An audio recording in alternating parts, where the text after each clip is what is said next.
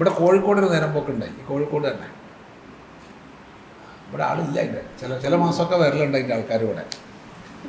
നമ്മുടെ ഈ മാനാഞ്ചിറയിലൊരു sports authority of ഇന്ത്യയുടെ ഒരു ഹാളില്ലേ, ചെറിയ ഹാള്, ഒരു സ്റ്റെപ്പ് കയറി പോയിട്ട് മുകളിലാണ് ഹാള്.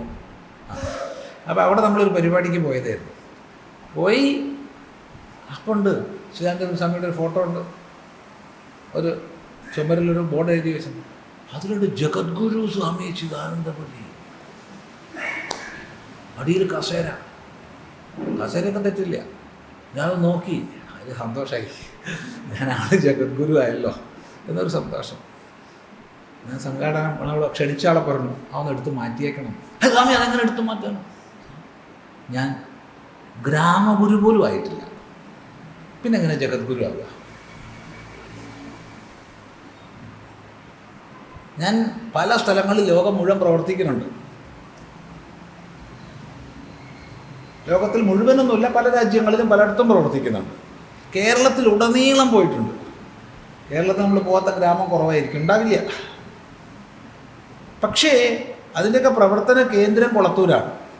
കേന്ദ്രം അതൊരു ഗ്രാമമാണ്.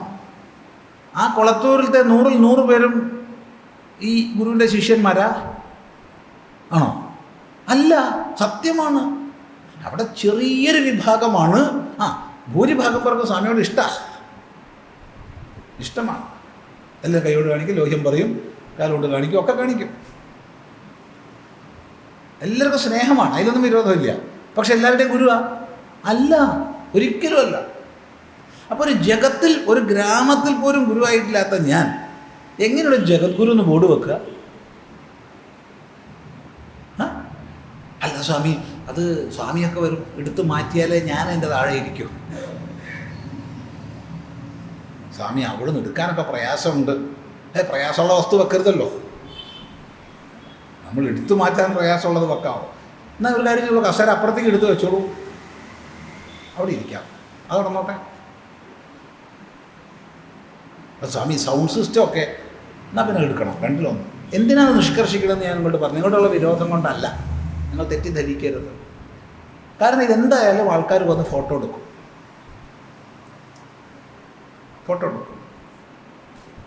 ഇന്നൊരാളുടെ പ്രൈവസിയെക്കുറിച്ചുള്ള ചിന്തയൊന്നുമില്ല, ചോദിച്ചിട്ടൊന്നുമല്ല ഫോട്ടോ എടുക്കുക, ആണോ?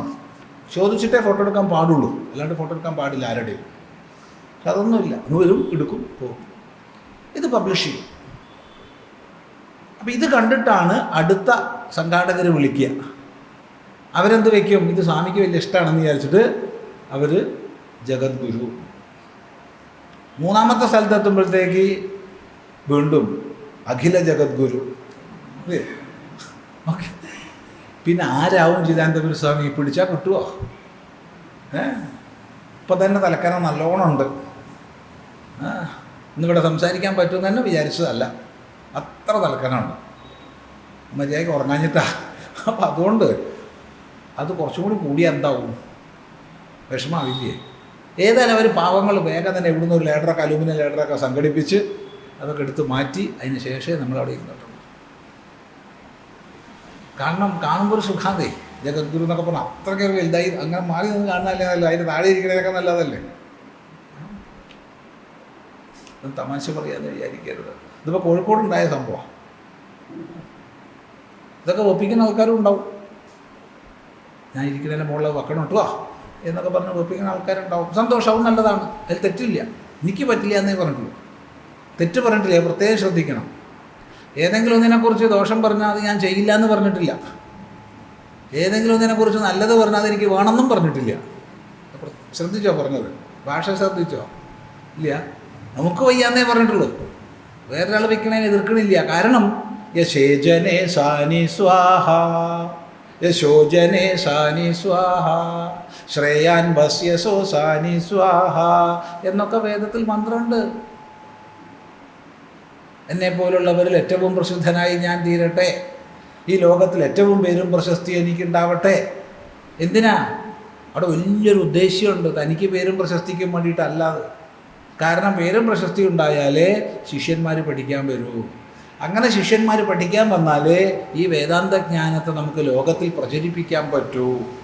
ആ വലിയൊരു ഉദ്ദേശ്യം അതിൻ്റെ പിന്നിലുണ്ട്. അപ്പോൾ അതിനൊരിക്കലും കുറ്റം പറയാൻ പാടില്ല, ഒരിക്കലും ദുഷിക്കരുത്. പക്ഷെ ഓരോരുത്തർക്കും ഓരോ ശൈലി ഉണ്ടാവും. നമുക്ക് മറ്റൊരാളാവാൻ വയ്യ, മറ്റൊരാൾ ചെയ്തതിനോട്ട് ദുഷിക്കുന്നുമില്ല. വേർതിരിച്ച് മനസ്സിലാക്കണം.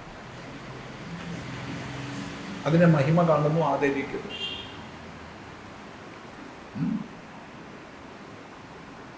ആദരിക്കണതെല്ലാം നമ്മൾ ചെയ്യണം. രാജാവിൻ്റെ തലയിൽ കിരീടം കണ്ടുകൊണ്ട് നമ്മൾ കിരീടം വെക്കണം? അത് വേണ്ടല്ലോ, അതിൻ്റെ ആവശ്യമില്ല.